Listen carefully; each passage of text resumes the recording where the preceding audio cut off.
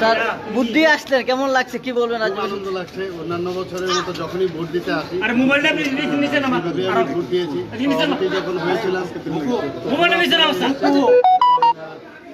তখন আপনারা জিজ্ঞেস করেছিলেন। এইবার যেহেতু মুখ্যমন্ত্রী হয়েছি, ক্যামেরাম্যানদের সংখ্যাও বেশি বেড়ে গেছে, এই অনুভূতিটা একটা এক্সট্রা আর কিছু না। ক্যামেরা সংখ্যা বেড়ে গেছে নাকি আপনার উপর ক্যামেরা ফোকাস বেশি বেড়েছে, কোনটা মনে হচ্ছে? এই একই কথা, একই স্যার জিতার পর প্রথম কাজটা আপনার কি থাকবে? প্রথম কাজটা কি থাকবে 26 তারিখ জিতার পর?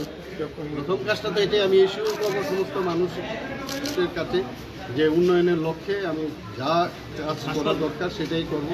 আমি এবার যখন ডোর টু ডোর করতে গিয়েছি, অনেক মানুষের প্রশ্নের সম্মুখীন হতে হয়েছে, ওদের মৌলিক সমস্যাগুলো, সেইগুলোর বিষয় নিয়ে আমি অবশ্যই চিন্তা ভাবনা করব এবং চেষ্টা করব আমার টিমকে নিয়ে তাদের যে সমস্যাগুলো সেগুলো কীভাবে নিরসন করা যায়। স্যার, আপনি যখন মুখ্যমন্ত্রী হয়েছিলেন, শপথ গ্রহণ করার পর আপনি প্রথম বক্তব্যে বলেছিলেন যে আমি ভোট এমনভাবে চাই যেন মানুষ নিজের থেকে দেয়, কাজের মাধ্যমে দেয়, মানুষ নিজের হৃদয় থেকে ভোটটা দেয়, জোর জবরদস্তি না। আজকে সারাদিন ভোট চলবে, আর আপনি কতটা এশিওর দিতে পারবেন যে ভোটটা একেবারেই আপনার সেই কথা মতো হবে, শান্তিপূর্ণভাবে, একেবারেই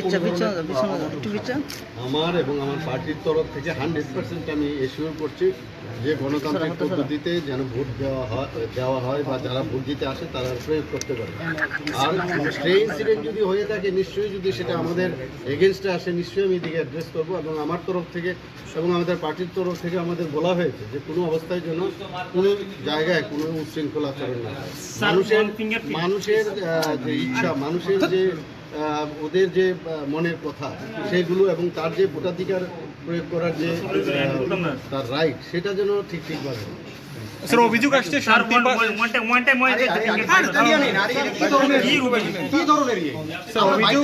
শান্তিপাড়ায় মানুষদেরকে ভোট দিতে দেওয়া হচ্ছে না, কি বলবেন? শান্তিপাড়াতে এখানে তো সব লোক আসছে, শান্তিপাড়ায় লোকদেরকে আটকে দেওয়া হচ্ছে স্যার। আমার কাছে খবর নেই এরকম। আরেকটা খবর স্যার, আপনি যখন এখানে ভোট দিচ্ছেন ঠিক তখনই এই এবং আপনার এই ভোট কেন্দ্রের সামনে